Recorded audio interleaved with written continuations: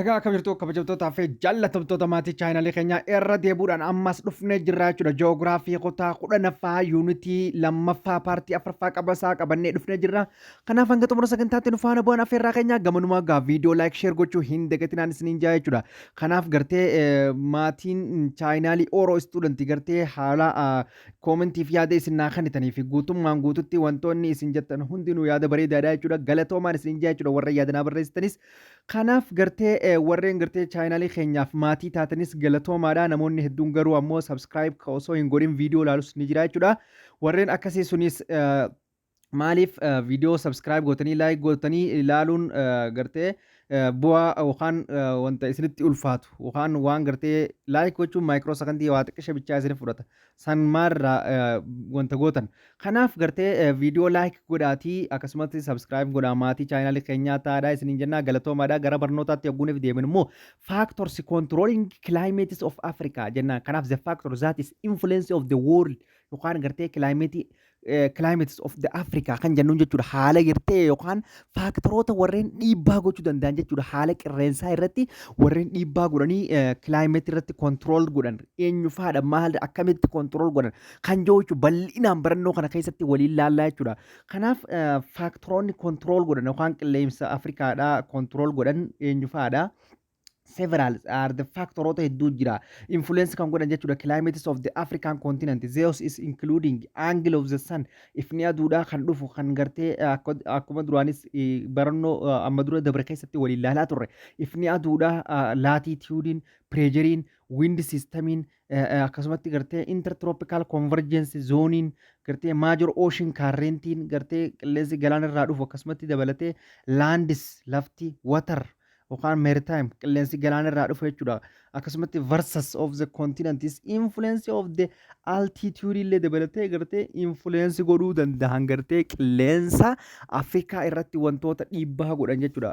Afrikaa qofa osoo hin taane as a whole akka addunyaatti illee yogguuniif ilaallee isaan kun gartee qilleensota addunyaa irrattis dhiibbaa gochuu danda'an sanshaayinasiin latituudiin sararri mudhii lafaa aayiri pireejeriin ulfaatinni gartee qilleensaa wind system kan jennuun jechuudha. Dhiibbaan qilleensaatii fi wind system haalli bubbeedhaa intertropical convergence zone walitti bu'iinsi qilleensa adda addaa ocean current galaana irraa qilleensi nu bubbisu landis lafti jechuudha. Kontinentaaliin waters galaana irraa kan gartee qilleensi dhufu akkasumatti gartee akkasumatti versus of the continent is influence of the altitude yookaan elevation yookaan ol ka'iinsa illee dabalatee dhiibbaa akka gochuu danda'an laallaa jechuudha kana gaditti bal'inaan. Kanaaf these of the factors determine godhan amount of the temperature irratti dhiibbaa godhaniiti determine murteessuu danda'an precipitation murteessuu danda'an akkasumatti artee hamma roobaa murteessuu danda'an jechuudha. Faaktoroonni kun isaan kan irratti hundoonee hamma temperaturaatiif hamma roobaa harkachuu dandeenya. Below is the descriptions of the one of the factors gartee as gaditti kaayamanii jiranii jechuudha. Kanaaf latitude haalalluma fakkeenyaaf latitudes and the influence of the solar radiation yookaan ifni aduudhaa kan qabuu fi latitudein akkami qaban. Kanaaf Africa is the straddles of the equators of the 7 degrees to the 4 degree to hence it is within the tropics dha wajjin gartee Afrikaan gartee tan argamtuudha jechuudha.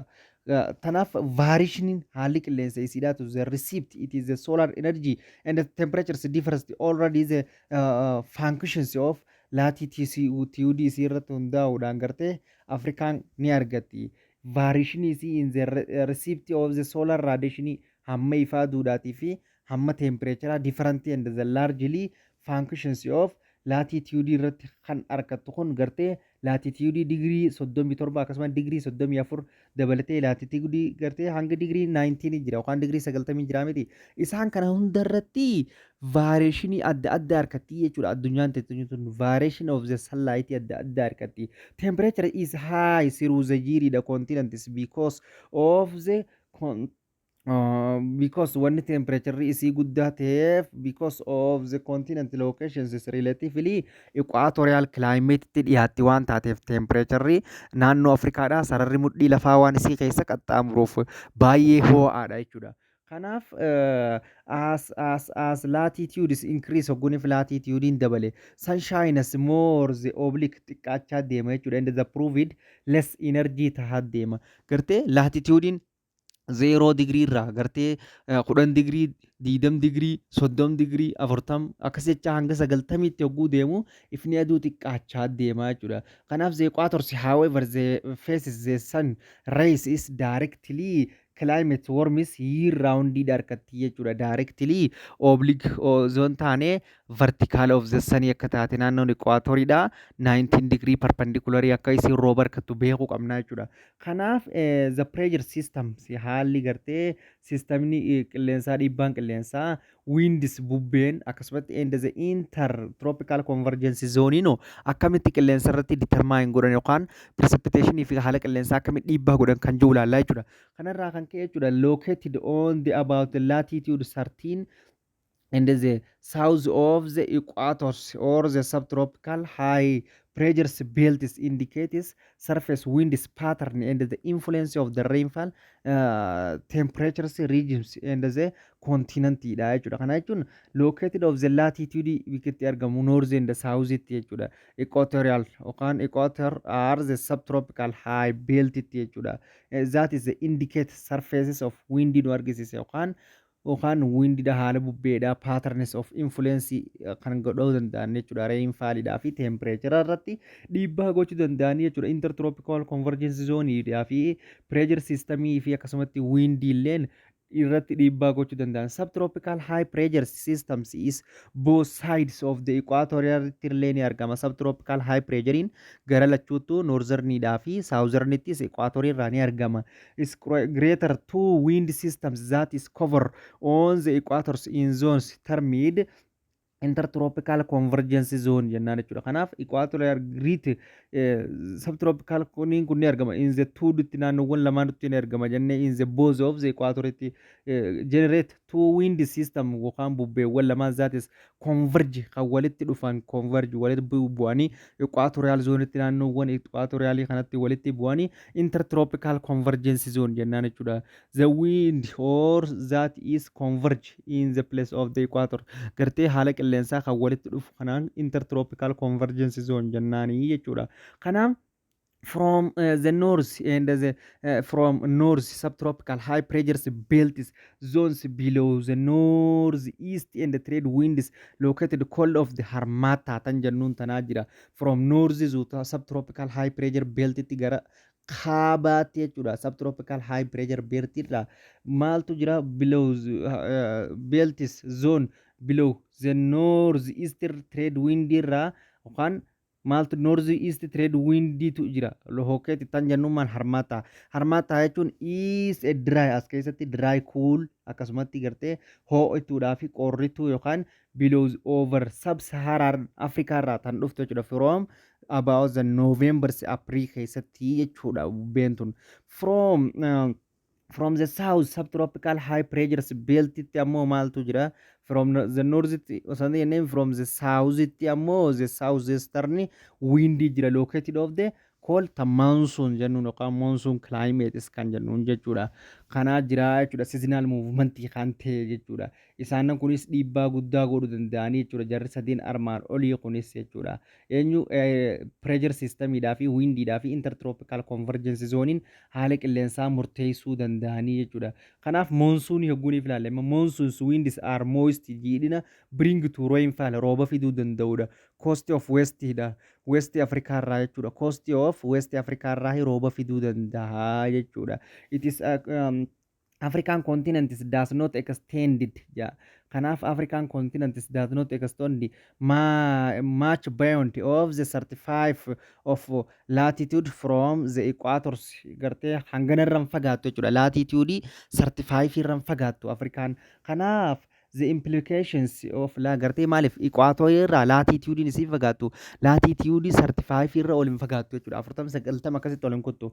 Kanaaf the implications inni kun maal warra that is the range of the climatic conditions is limitations that is the general directions of wind movement toward the equator gartee bubbeewwan gartee karaa naannoo equatorii naannoo gartee mudhii lafaa kanatti dhufaniin gartee akka isiin gartee maal taatu nu argisiisaa jechuudha limit taatu yookaan or in more accurate or terms of toward the intertropical convergence zone dhaan yookaan intertropical convergence zone high pressure irraa dhufa bubbeen yeroo mara high pressure irraa gara low pressure bubbifti jennee miti temperature guddaa waan qabduuf naannoon equatoriidhaa low pressure dha qabdi kanaaf high pressure gartee subtropical high pressure irraa dhufu jechuudha dhiibba godhaa jechuudha kanaaf implications that the range of these conditions climate conditions haalli gartee rangiin yookaan haalli qilleensa kanaa jechuudha conditionin haala qilleensa kanaa limited that is the generally directions of wind movement irraa kan ka'e jechuudha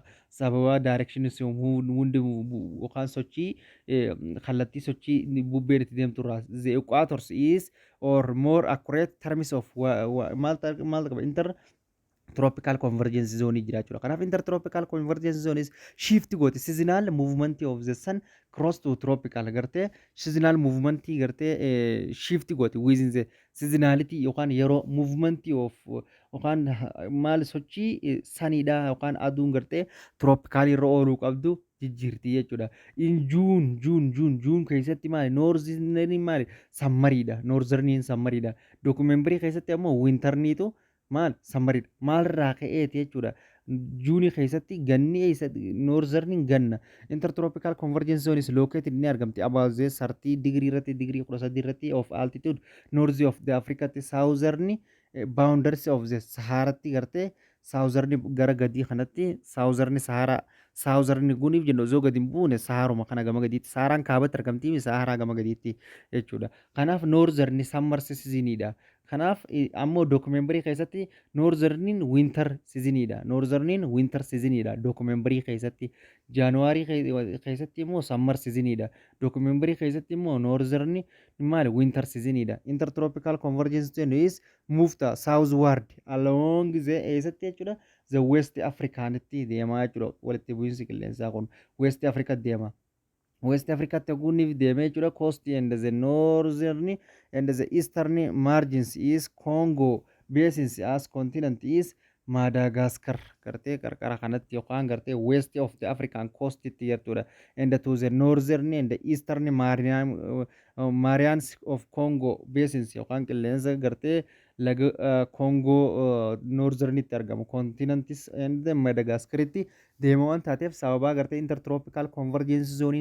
shift tahaa ooluuf kanaafi waqtiiwwan jijjiiramanii jechuudha kanaaf gartee haalli qilleensii walitti dhufee walitti bu'u qilleensi ho'aa fi qorraan hogguu walitti bu'e qilleensi galaanaa hogguu bubbis haalli qilleensa roobaatii fi jiidhinsi waqtiidhaa jijjiiramuu danda'a. Movement in the intertropical convergence zone sosochiin gartee haala qilleensi walitti bu'u kun closely relate godhee jira jechuudha. Distribution of rainfall ni murteessaa jechuudha. Gartee akkasumatti climate ni murteessaa jechuudha. The climatic zone is assumes symmetries around the equators, also high altitudes in the some part of the continents and the adjusted disturbed symmetry kana jiru danda'a. Climatic zone haalli zoonii qilleensa assume symmetries around the equators gartee qilleensi jiidhinsa naannoo equatorii jira. Also yoo ta'e illee high altitude irratti immas in the some part of the continent paartii kana keessatti jechuudha paartii murtaa'e tokko keessatti adjust godha jechuudha disturb of the symmetry kana ni diiga ni jeeqa jechuudha ol ka'iinsi hogguunii fi jiru ol ka'iinsi guddaan hogguunii fi jiru jechuudha amma yoo naannoo equatoriitti naannoon equatoriidhaa ifa aduu guddaa qabdi jenne rooba guddaa qabdi jenne naannoo equatorii kana keessatti yoo maawunteeniin jiraate gaarri hoo jiraate gaara gubbatti haalli qilleensaa ni jijjiirama jechuudha naannoo san keessa jiraateef hin qorra haadha ta'a diilallaa haadha ta'a kanaaf adjust gootii disturbi gootii jechuudha saayimeetirii kana kan jiru kana eleveeshiniin jechuudha eleveeshiniin ifiifuu ol gaaraa miti qilleensa gaaraatii miti qilleensi gaaraa ifiifuu mataa isaatti ifiifuu haala qilleensa mataa isaa kaarakterii isaa danda'ee qaba jechuudha. Kanaaf kanatti aanee immoo maajor ocean current kan jennuun jechuudha. Gartee currentiiwwan yookaan hamma ocean irraa dhufu jechuudha qilleensi. Winds that is tends to blow the persistently over ocean tend irraa windiin itti fufinsaan ni bubbisan jechuudha galaana irraa. Drag this is surface of layers from the waters is directions of the flow ja kanaafuu gartee water irraa gartee karaa surfaces of layers of the waters into the directions of flowing gartee eessarraa fuula gartee galaanaa irraa below gartee windiin bubbisti. This is layers of oceans waters called ocean currents jennaan jechuudha. Bubbee gartee walitti fufinsaan gartee qaama bishaanirraa bubbistu tanaan detected the temperatures and the moisture characters of winds and the coastal regions over which is winds below. Kanaafuu isintu maal nu ibsiti temperatures moisture jiidhinsaa fi characters of winds jiidhinsa moisture sila temperatures and moisture characters haala jiidhinsa yookaan amaloota jiidhaa of winds that is coastal region irraa jechuudha naannoowwan qarqara galaanaa irraa dhufu over which is winds below when the ocean current is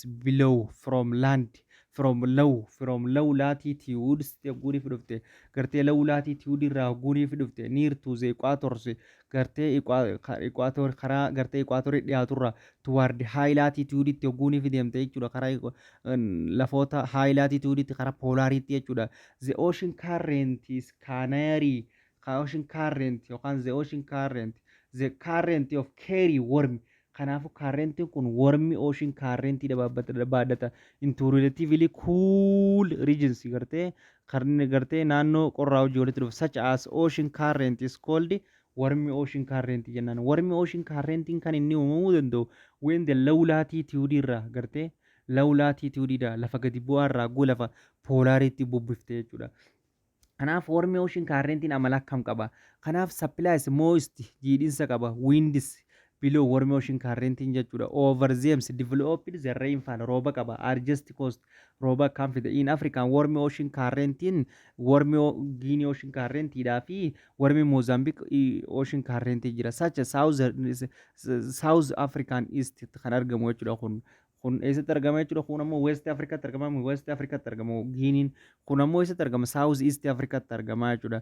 Kanaaf the cool surface of cool Canary currents. Kanaaf the surface of cool qaamni lafaa qullaan qaamni lafaa gartee qorraan jechuudha. Surface cool ocean current dha fida. Causes sababa moistures is winds gartee jiidhinni bubbeedha blowing over them to the condense for fog dha qaba kanarraa kan ka'e condense yookaan duumessa fog kan jennuun duumessa jechuudha formii duumessaa qaba jechuudha. Kanaaf these winds are deprivative kan deprivative godhudha kan jeequdha their moisture jiidhinsa tends to observe rather than deposit waan jiidhinsa kuusurra jechuudha deposit moisture kuusurra adjust godha jechuudha coast gartee kanaafuu goggoginsa fide jechuudha cool ocean currentii fi warmi ocean currentii maal fidanii adda beekuu qabna jechuudha. Cool ocean current is therefore is cause of dry sababa goginaati conditions airs of cool Canary ocean currentii jira. West African coast keessatti jechuudha. Western African coast keessa qarqara galaana lixa Afrikaatti jechuudha. Cool ocean currents kan jennuun jira jechuudha. Akkasumatti Saharan deserts kan jennuun maal jechuudha? Akkasumatti West ocean current Saharan desert cool Bangula currents western coast of the Kalahari desert jira. Kun amma cool Canary current maal uume Sahara desert dhoome gara gartee northern kanatti kun eessa jira western Africa jira miti Kalahari desert dhoome kanaaf goginsa fidanii cool ocean current warmi ocean current jiidhinsa fidan gartee the cool ocean current yookaan gartee qorrensi galaana irraa dhufu qachu tends to the create rich fishing ground ni uuman qorrensi kun rich fish ground exist along the Moroccan yookaan Spanish and the Saharan coast of the washed by the cool Canary current ka uuman beekuudha qabna jechuudha fishing ka uuman coolin jechuudha. Jiidhinsa immoo uuman dryidha gartee wanni isaan uuman qilleensa goggeessu the Namibian coast that is washed the cool Bangula current has reached fish ground in akka uumamu kuush Bangula current irraa kan ka'e gartee iddoo fishing itti horsiifamtu baay'ee uumuu danda'anii jechuudha. cool ocean current jechuudha. Kanaaf distributions of lands and water faffaca'insaa fi lafaa fi bishaanii large water bodies qaamni bishaanii guddaan as the oceans and hedges lakes modify climates adjust gartee climate gartee haala qilleensaa modify godhuu danda'a murteessuu danda'a in the continental in territory naannoowwan ardii lafaa where there are large bodies of waters therefore is get very warm in the summers during the day. Kanaafuu gartee in the continent territory daangaan lafaa jechuudha where there are no longer yookaan fagoo hin ta'in jechuudha no longer bodies of waters temperatures is very warm ho'aadha summer during the days. Kanaafuu gartee summer in the summers gartee qilleensa maaliif fidaa jechuudha yeroo gannaa warmiidha fidaa jechuudha. The land is soiled so it is heats up more rapidly during the day. Kanaafuu laandiin sun sanaafuu solid ni jajjabaatti jechuudha. So it is heated ho'iti up more rapidly in the during the day.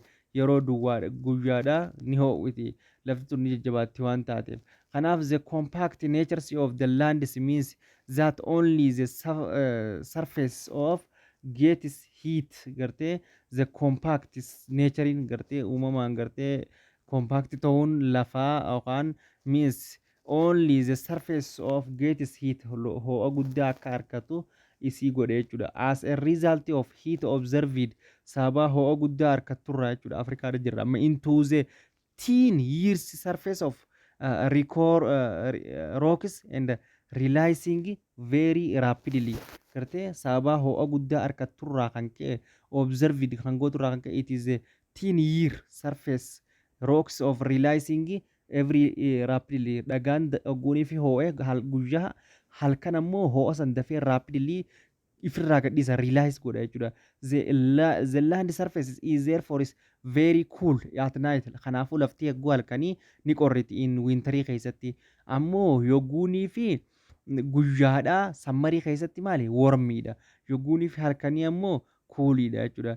The interior locations does not also allow rainfalls to reach such as place thereby creating warm and humid hot and dry climate dha'umaa jechuudha. Kana jechuun the interior locations naannoo kanatti does not also allow rainfall roobni hin jiru gartee naannoo gartee kuulii kanatti jechuudha to reach such as places thereby creating hotidha naannoon tun tanaaf warmi taati humid and hot yookaan naannoo ho'ituudhaa fi naannoo dry taati jechuudha.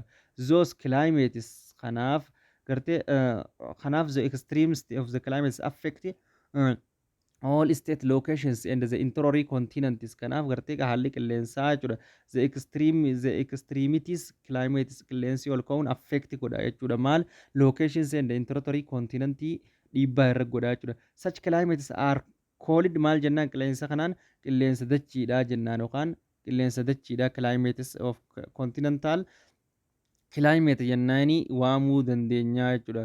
Continental climate jennaan jechuudha. Against maal godha maritime climate qilleensi galaanaan jiru expressed on lands located along the coast qarqara galaanaatti it's the place of such as Tumbuktu in maalifa lafti gartee maal qabdu jechuudha continental climates lafa gartee qilleensa dachiidha durnaal and the annual range of temperature is very high because of the constantly dha jechuudha. Kanaaf isa kanaan ibsuu dandeenya jechuudha. Kanaaf such as the Tumbuktu maali kan ta'e jechuudha.